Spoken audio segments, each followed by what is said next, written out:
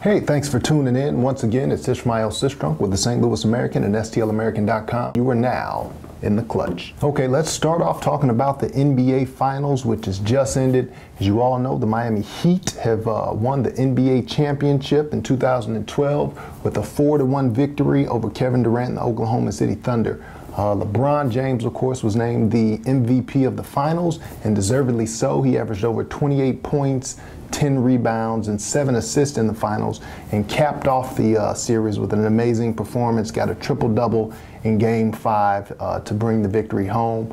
All the haters out there, give the man his due. Congratulations to Miami. Of course, as we all know, if you look back at my previous videos, I pegged it dead on. All things are considered, I think the coaching in Oklahoma City is a little bit better, along with that home court advantage.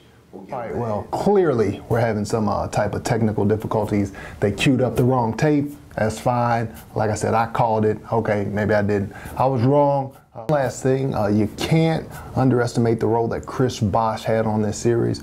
He went out earlier in the playoffs, and the Miami Heat were inconsistent. You know, first they were terrible, then they were great, and then they were terrible. But once Bosh came back and got healthy and played in the finals, his length, his athleticism made a big difference. NBA Commissioner David Stern has decided that he wants to stop the flop. David Stern is so disgusted by watching players flop around in the NBA that he has talked to a committee or formed a committee to discuss possible rule changes.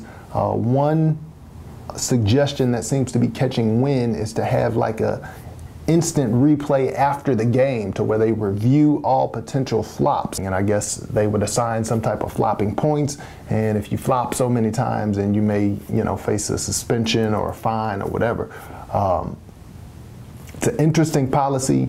Really, what I think David Stern needs to focus on is having better referees, because honestly, the officials in the playoffs and even in the regular season this year, it was a travesty. It was a joke in a lot of regards. A lot of the bogus technical fouls that were called. I'm sure as Miami is winning the title, Boston is at home really upset, because they felt they got a short end of the stick.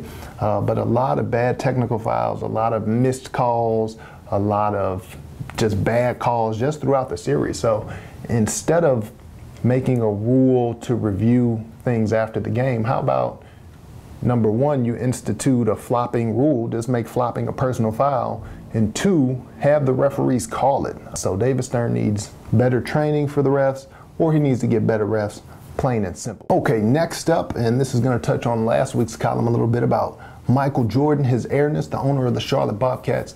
Of course, we all know his team had the worst winning percentage in all of basketball history, or NBA basketball history, that is. Of course, Jordan was looking for a new coach this offseason after he fired his last coach, and some of the candidates that he interviewed were Jerry Sloan, longtime Jazz coach, Patrick Ewing, Brian Shaw, Quinn Snyder, assistant from the Lakers, Nate McMillan, interviewed a lot of candidates. Me personally, I thought that he should hire Jerry Sloan. Jerry Sloan is a winner, and over 20 some odd years in Utah, he only had one sub 500 season.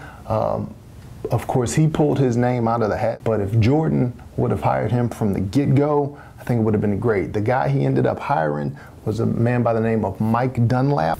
Wait, what? He's an assistant at St. John's.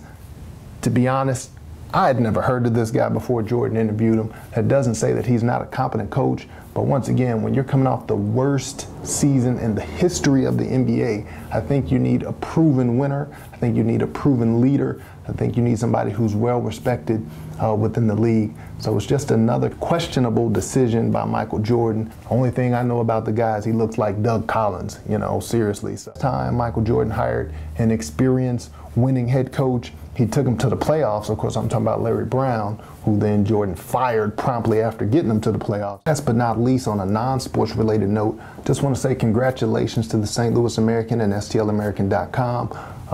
This week we were named the #1 black newspaper in America, winning the John B. Rushburn Trophy at the NNPA Awards in Atlanta.